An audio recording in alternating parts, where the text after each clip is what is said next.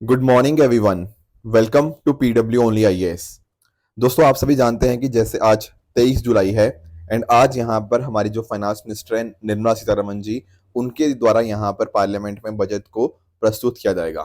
अब कल के दिन यानी कि 22 जुलाई को हमारा यहाँ पे इकोनॉमिक सर्वे हमें यहाँ पे देखने को मिला। इसके कुछ की हाइलाइट्स की अगर हम बात करें तो यहाँ पर इकोनॉमिक सर्वे के अंदर बताया गया है कि हमारी जो इकोनॉमी है लगभग 7% से बढ़ने जा रही है इस साल। एंड आने वाले समय के अंदर हम एक्सपेक्ट करेंगे कि चलो अभी तो 6.5 से 7% के बीच में है, फ्यूचर में हम 7% से ऊपर की ग्रोथ भी हम यहाँ पे देख सकते हैं। कुछ एक इंपॉर्टेंट पॉइंटर्स जो यहाँ पे बताए गए हैं और इकोनॉमिक सर्वे के द्वारा वो ये है कि दो जो सबसे बड़ी समस्याएं हैं ना देश के अंदर, वो है एक तो पहली बेरोजगारी एंड दूसरी है इनइक्वालिटी, यानी कि जो अमीर और गरीब के बीच का अंतर है ना, वो बहुत बड़ी समस्या है। एंड इन्होंने यहाँ पे डेटा के माध्यम से ये चीज़ प्रूव भी करी है। आप यहाँ पे नोटिस कीजिएगा, ये वाली आप लाइन एक बार ना यहाँ पे जो मैं हाईलाइट कर रहा हूँ, इस लाइन को आप नोटिस करो। ये वाली लाइन नोटिस करवाती है कि किस तरह से जो टॉप के 10% पॉपुलेशन है ना, उनके पास कितना प्रतिशत पैसा है या देश की नेशनल इनकम कितनी है उनके पास। एंड आप ये नंबर देखोगे ना, ये समय के साथ बढ़ता ही जा रहा है, यानी कि अमीर जो है ना वो और अमीर होता जा रहा है। अब ये वाली लाइन एक बार देखना, यहाँ पर आप नोटिस कर रहे हो ये नंबर नीचे गिरता जा रहा है। ये क्या दिखा रहा है? ये दिखा रहा है जो मिडिल वाले 40% उनके पास कितना पैसा है। सेम चीज आप नोटिस करो बॉटम वाले, ये इनके पास भी पैसा कम होता जा रहा है। तो यानी कि ये क्लियरली दिखा रहा है इनका डेटा इकोनॉमिक सर्वे का कि अमीर की जो इनकम है वो बढ़ती जा रही है, गरीब की कम होती जा रही है। हालांकि यहाँ पर अगर मैं बात करूं देखो बेरोजगारी की, एंड आजकल बेरोजगारी सबसे बड़ा मुद्दा है भी, तो यहाँ पे उन्होंने बोला है कि बेरोजगारी कम हुई है, इट हैज रिड्यूस टू 3.2%। देखो बहुत सारे लोगों ने, मैंने कल भी एक वीडियो बनाया था, बहुत सारे लोगों ने कमेंट किया उसके ऊपर कि ये नंबर गलत है। पर देखो हमारे एग्जाम के लिए हमें जब कोट करना होगा, हमें इसी नंबर को यहाँ पे लिखना होगा कि बेरोजगारी कम हुई है देश में, and it the number as quoted by economic survey is 3.2%। बाकी साथ में ही बात करें बेरोजगारी की ही, तो यहाँ पर बताया गया है कि अगर जैसे हमारी वर्कफोर्स बढ़ती जा रही है ना, तो हमें हर साल लगभग 78 लाख नई नौकरियां यहाँ पे हर साल क्रिएट करनी पड़ेंगी नॉन फार्म सेक्टर के अंदर। समझ गए हो? नॉन फार्म सेक्टर के अंदर टोटल 78 लाख नौकरियां हर साल क्रिएट करनी पड़ेंगी अगर हम चाहते हैं कि भारत की जो वर्क फोर्स है उसको हम यहाँ पर नौकरियां दे पाए।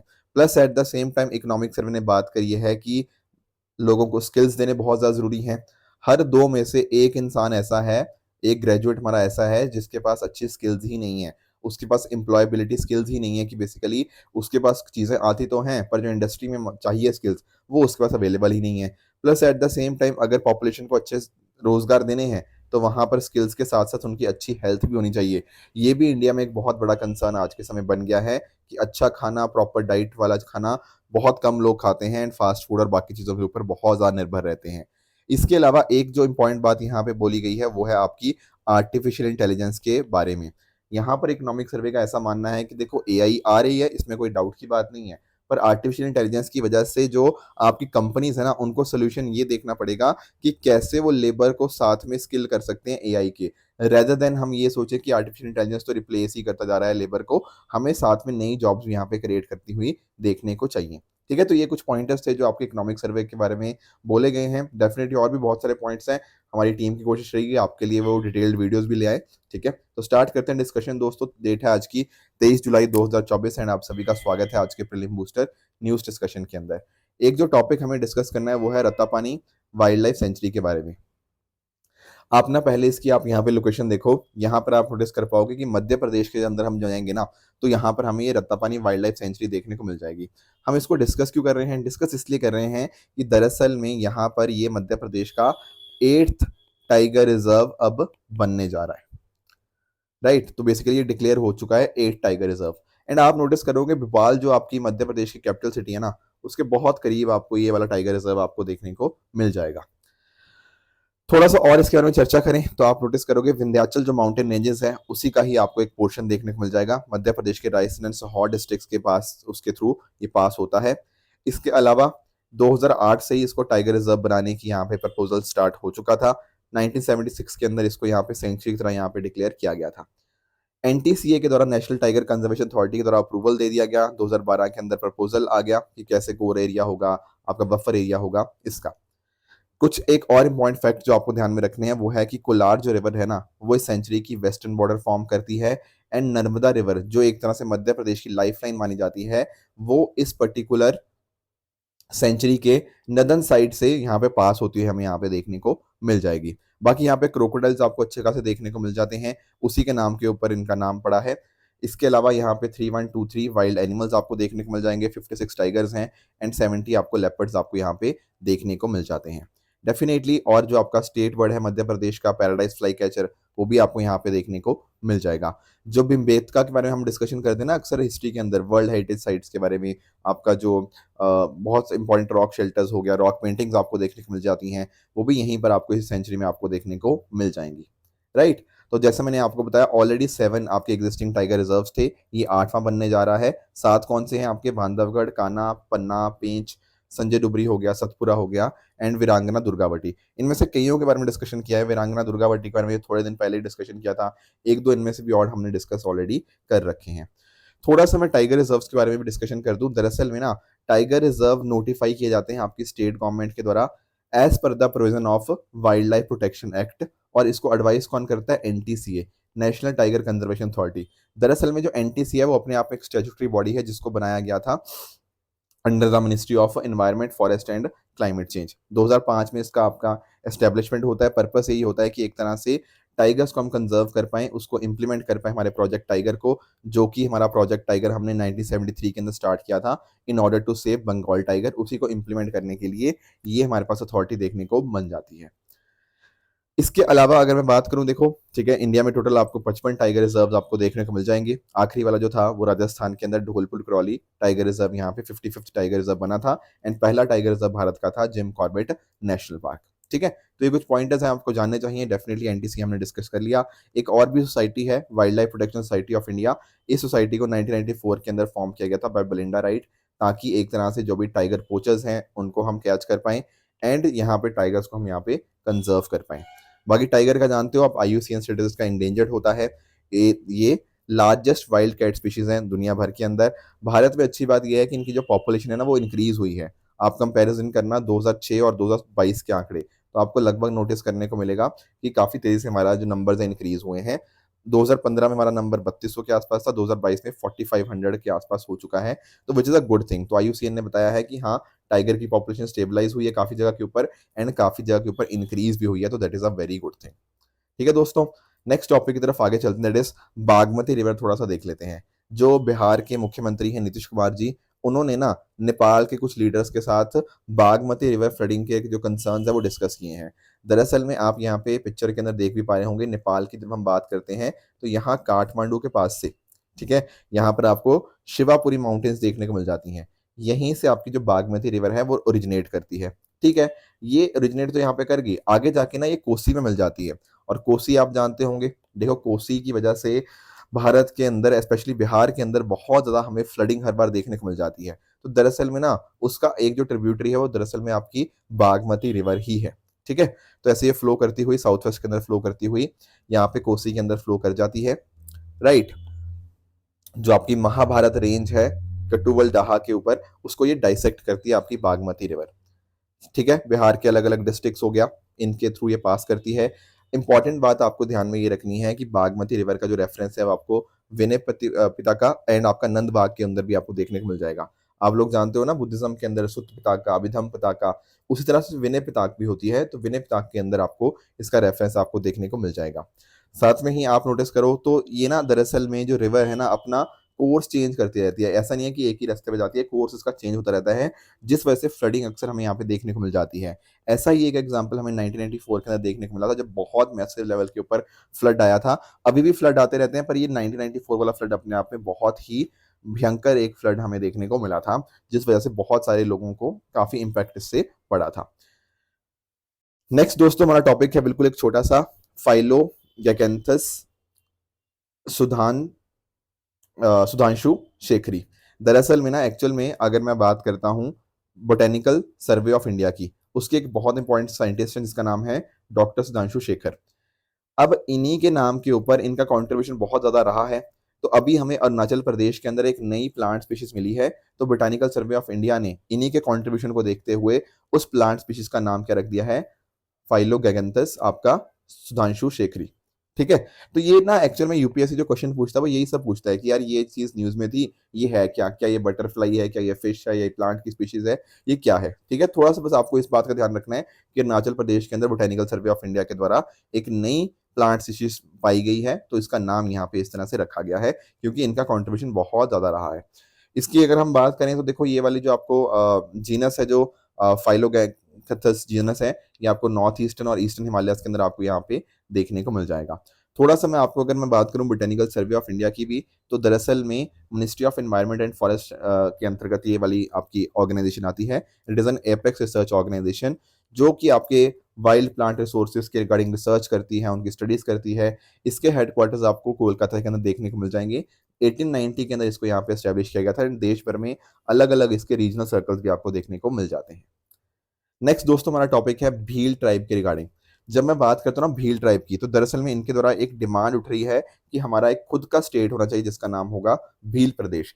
एंड इवन राजस्थान के अंदर नई कुछ पार्टीज भी बनी हैं, वो भी डिमांड ये कर रही हैं कि भील्स के लिए एक अलग से हमारे पास स्टेट बनना चाहिए। दरअसल में जब मैं बात करता हूँ ना भील ट्राइब के लोगों की, तो ये आपको मध्य प्रदेश, गुजरात, छत्तीसगढ़, महाराष्ट्र, राजस्थान, मेजरली इन स्टेट्स के अंदर देखने को मिलते हैं। पर उसके अलावा वेस्ट बंगाल हो गया, त्रिपुरा हो गया, यहाँ पर भी आपको भील पॉपुलेशन देखने को मिल जाएगी। नॉर्मली जो भील पीपल है ये फॉरेस्टेड एंड हिली एरियाज के अंदर रहते हैं। इसके साथ ही साथ कुछ इंपॉर्टेंट पॉइंट्स जो आपको ध्यान में रखने हैं कि इनको हेडमैन जिनका नाम है गैमेती, उसके द्वारा यहाँ पर गवर्न किया जाता है। जो भी छोटे छोटे डिस्प्यूट्स होते हैं, लोकल डिस्प्यूट्स, वो इनके द्वारा ही टैकल किए जाते हैं। इनका देखो जो रिलीजियस प्रैक्टिस है थोड़ी सी अलग हमें देखने को मिल जाती हैं। जैसे जो लोकल डिटीज हैं, खांडोबा, कन्होबा, भैरोबा, शीतल माता, इनको यहाँ पे ये वर्शिप करते हैं। साथ ही साथ जो टाइगर गॉड है ना, उसको भी वर्शिप करते हैं, इनको बोला जाता है वागदेव। इसके साथ ही जो बडवाज होते हैं, बेसिकली हेरिडिटी सॉर्सरर्स, दरअसल में ये ना बात हो रही है यहाँ पे जादू टोना की। ठीक है, तो उनको भी यहाँ पर कंसल्ट कर लेते हैं कई बार डिफरेंट डिफरेंट ओकेजन्स के लिए। ऐसा मानते हैं कि इनके पास कुछ जो बडवाज है, इनके पास कुछ स्पेशल पावर्स होती हैं। कई बार मान लो इवल स्पिरिट को हटाना हो, ठीक है, तो उसके अंदर हटाने के अंदर भी इनका बहुत इंपॉर्टेंट रोल रहता है। जो बनेश्वर जो फेयर है वो इनका एक बहुत इंपॉर्टेंट फेस्टिवल इनके द्वारा यहाँ पे सेलिब्रेट किया जाता है। शिवरात्रि के समय यह होता है, जो कि डेडिकेट होता है बनेश्वर महादेव जी को, जो कि लॉर्ड शिवा ही है। ठीक है, तो उनको भी यहाँ पे ये पूछते हैं। बाकी जो लैंग्वेज बोली जाती है वो भील लैंग्वेज है, जो कि अपने आप में एक इंडन आर्यन लैंग्वेज फैमिली आपको देखने को मिल जाएगी। तो इनकी देखो समय समय के ऊपर इस तरह से डिमांड उठती है कि हमारा एक प्रदेश होना चाहिए जहाँ पर हमारा ध्यान रखा जाए। पर क्योंकि देखो इतने सारे स्टेट्स के अंदर है, गुजरात, मध्य प्रदेश आपका, ठीक है, राजस्थान के अंदर हो गया, तो वो सारे स्टेट्स के कुछ कुछ लोग हैं, कुछ कुछ डिस्ट्रिक्ट्स में आपको लोग देखने को मिल जाएंगे भील के, तो उनकी अक्सर समय समय के ऊपर इस तरह से डिमांड उठती रहती है। अगला दोस्तों हमारा टॉपिक है नेशनल फ्लैग डे के बारे में। इस मुद्दे को हम थोड़ा डिटेल में डिस्कस करेंगे। एक्चुअली पिछले 4 साल में ये क्वेश्चन 2 बार यूपीएससी द्वारा पूछ लिया गया है फ्लैग्स के बारे में, तो थोड़ा डिटेल से हम जानने की कोशिश करेंगे। दरअसल में देखो हमारी जो आज़ादी मिली हमें वो तो 15 अगस्त 1947 को मिली। पर अगर मैं बात करूँ ना 22 जुलाई 1947 यानी कि कुछ 20-25 दिन पहले उससे, तो कॉन्स्टिट्यूएंट असेंबली ऑफ इंडिया ने ऑफिशियली अडॉप्ट कर लिया था हमारे नेशनल फ्लैग को, जो कि हमारी जर्नी के अंदर एक बहुत इंपॉर्टेंट रोल प्ले किया। थोड़ा सा आप इसके अगर पास्ट में जाए ना, तो आप यहाँ पे नोटिस करोगे कि हमारा जो फ्लैग है, जो आज के समय हम तिरंगा देखते हैं, ये हमेशा से ऐसा नहीं था। पहले कुछ ऐसा दिखता था, फिर ऐसा आया, फिर ऐसे, मतलब इसका एक स्टेप बाय स्टेप इसके चेंजेस आते रहे। आज के समय हमें तिरंगा ऐसा दिखता है, बट थोड़ा सा इसकी हिस्ट्री भी रही है। मैं थोड़ा सा आपको उसके बारे में बताने की कोशिश करूंगा। पहली बार जो आपका फ्लैग, जो नेशनल फ्लैग आपका होस्ट किया गया, वो 7 अगस्त 1906 को किया गया। कहाँ पर? आपका कोलकाता का जो ग्रीन पार्क है या पारसी बागान जो स्क्वायर है, वहां पर। अब इसके अंदर आप नोटिस करोगे बीच में लिखा था वंदे मातरम, सेंटर में लिखा हुआ था, एंड यहाँ पर 3 हॉरिजेंटल स्ट्राइप्स थी, रेड, येलो एंड ग्रीन की। इसके बाद अगर हम बात करें, ठीक है, ये सिंबोलिज्म आपको बहुत ज्यादा ध्यान में रखने की जरूरत नहीं है। यहाँ पर आप नोटिस करो जो फ्लैग को डिजाइन किया गया था यहाँ पे, वो सचिंद्र प्रसाद बोस एंड आपका हेमचंद्र कन्नूग जी के द्वारा डिजाइन किया गया था। 1907 में जर्मनी में पहली बार ऐसा हुआ कि एक फॉरेन कंट्री के ऊपर हमारा इंडियन फ्लैग यहाँ पे होस्ट किया गया, एंड यहाँ पर मैडम कामा जी जो थी, उनके द्वारा ये चीज करी गई। साथ ही साथ अगर हम बात करें 1917 के अंदर, तो आप जानते हो होम रूल मूवमेंट के बारे में, डॉक्टर एनी बेसेंट होगी एंड आपका लोकमान्य तिलक, इन्होंने होम रूल मूवमेंट के तौर के ऊपर यहाँ पर अपने फ्लैग्स यहाँ पे लाए। पर आपको जो डेफिनेटली ध्यान में रखना है वो है पिंगाली वेंकैया जी के बारे में। ये एक इंडियन फ्रीडम फाइटर थे, जो मॉडर्न इंडियन ट्राई कलर है ना, उनको डिजाइन करने का श्रेय इन्हीं को जाता है। एंड यूपीएससी ने जो सवाल पूछा था वो यही पूछा था कि किसने यहाँ पे रोल प्ले किया। ठीक है, तो इन्होंने एक बुक पब्लिश करी जिसपे डिफरेंट डिफरेंट प्रपोजल्स थे। तो ऑल इंडिया कांग्रेस कमेटी की मीटिंग होती है 1921 बेसवाड़ा के अंदर। वहां पर इन्होंने गांधी जी को यहाँ पे प्रीलिमिनरी फ्लैग डिजाइन प्रेजेंट किया, जहां पर आपको दो बैंड्स देखने को मिले रेड एंड ग्रीन के, जो सिंबलाइज करते थे हिंदूज और मुस्लिम्स को। फिर समय समय के ऊपर देखो चेंजेस आए, ठीक है ना। जैसे फॉर एग्जांपल जो चरखा था उसको अशोक चक्कर से रिप्लेस कर दिया गया। एंड साथ ही साथ अगर हम बात करें, अशोक चक्कर हमारे इंडियन कल्चर को, इंडियन वैल्यूज को रिप्रेजेंट करता है। एंड डेफिनेटली अशोका का वर्ल्ड हिस्ट्री के अंदर बहुत इंपॉर्टेंट रोल रहा है, तो उसको भी यहाँ पे सिग्निफिकेंस हमें देखने को मिल जाती है। अब आपको जो पॉइंट्स ध्यान में रखने हैं वो ये है कि अगर हम बात करें हमारी फंडामेंटल ड्यूटी, आर्टिकल 51A की बात करें, तो यहाँ पर बात करेगी कि हर सिटीजन की जिम्मेदारी होगी, ड्यूटी होगी कि वो संविधान एंड उसके आइडियल्स की रिस्पेक्ट करे। एंड साथ ही साथ national flag and national anthem को भी यहाँ पे रिस्पेक्ट करे। ध्यान में रखना, यहाँ नेशनल एंथम की बात करेगी, सॉन्ग नहीं लिखा एज पर फंडामेंटल ड्यूटी, तो ये बात आपको डेफिनेटली पता होनी चाहिए। उसके अलावा अगर मैं बात करूं, हमारे पास एक एक्ट है prevention of insult to national honour act. उसके अंदर भी ये बात लिखी गई है कि अगर कोई भी डिसरिस्पेक्ट शो करता है नेशनल एंथम को, तो वहां पर उसको 3 साल तक की जेल हो सकती है, या फाइन हो सकता है, या दोनों हो सकते हैं। बाकी देखो, पंडित जवाहरलाल नेहरू जी ने भी नेशनल फ्लैग ऑफ इंडिया को प्रपोज किया था, ठीक है, जहां पर आपका Kesari, white and dark green देखने को मिल जाएगा। साथ ही साथ यहाँ पर एक नेवी ब्लू व्हील चरखा को जो रिप्रेजेंट करता है, बेसिकली जो आपका चक्र हो गया सारनाथ ज्वाइन कैपिटल से, तो वो सेंटर ऑफ आपको व्हाइट बैंड में देखने को मिल जाएगा। अब कुछ एक इंपॉर्टेंट फैक्ट्स आपको ध्यान में रखने हैं कि हमारे पास ना दरअसल में एक फ्लैग कोड ऑफ इंडिया आपको बुकनेट देखने को मिल जाएगी, ये आप डाउनलोड भी कर सकते हो मिनिस्ट्री ऑफ होम अफेयर्स की। अब यहाँ पर सारी चीजें मेंशन्ड है। क्या मेंशन्ड है? यहाँ पे मेंशन्ड है कि देखो, जो आपकी फ्लैग होना चाहिए ना, उसकी लेंथ टू जो विड्थ वाला रेशो होना चाहिए वो 3:2 होनी चाहिए। एंड बस यही डिमेंशंस हैं जो अलाउ करी गई हैं, ठीक है, ये स्टैंडर्ड साइजेस हैं।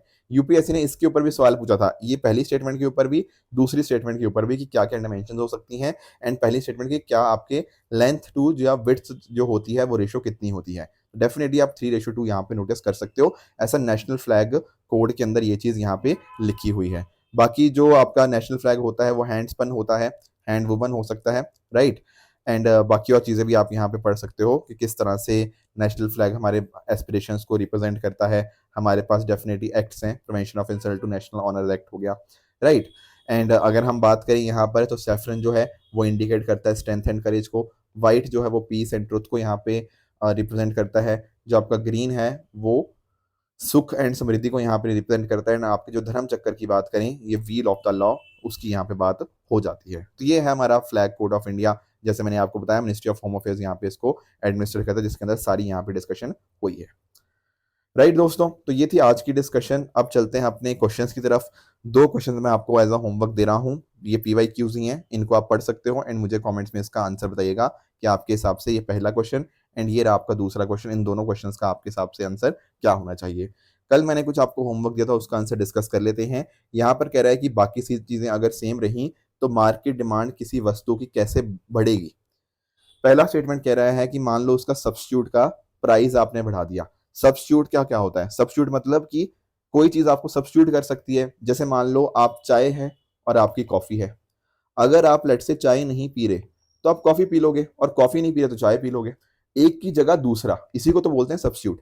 तो मान लो अगर मैं बात करूं कि लेट से कि चाय ही आपकी गुड है और उसका सब्स्टिट्यूट हो गया आपका कॉफी, तो अगर मान लो कह रहे हैं कि सब्स्टिट्यूट का प्राइस बढ़ गया, अगर मान लो कॉफी का दाम बढ़ गया, अब कॉफी का दाम बढ़ गया तो लोग कॉफी कम पियेंगे, लोग कॉफी कम पियेंगे तो आप खुद बताओ क्या ज्यादा पियेंगे? चाय ज्यादा पियेंगे।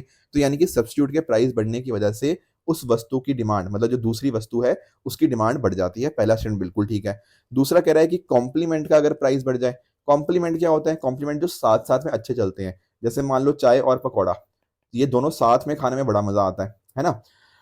और आजकल तो बारिश का मौसम भी है। चलो मान लो अगर पकौड़े का दाम बढ़ गया, अब पकौड़ा क्या है? चाय का कॉम्प्लीमेंट है। अगर पकौड़े का दाम बढ़ गया तो लोग पकौड़े कम खाएंगे, लोग पकौड़े कम खाएंगे तो साथ में चाय भी कम पियेंगे। तो यानी कि जब कॉम्प्लीमेंट का प्राइस बढ़ता है ना, तो वस्तु की डिमांड दरअसल में कम हो जाती है, बढ़ती नहीं है। तो दूसरा गलत है। तीसरा कह रहा है कि गुड एक इंफीरियर गुड है एंड इनकम कंज्यूमर की बढ़ गई है।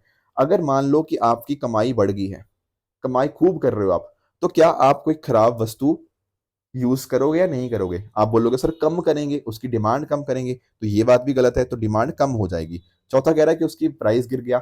अगर किसी चीज का प्राइस गिरता है, अगर वो इंफीरियर गुड वगैरह नहीं है, तो प्राइस गिरने की वजह से आपको ज्यादा उसकी डिमांड करते हैं कि कोई चीज सस्ती हो गई, चलो ज्यादा खरीदते हैं। तो चौथा स्टेटमेंट भी अपने आप में करेक्ट है। तो करेक्ट क्या है आपका 1 एंड 4 ओनली, तो option number A will be the right answer.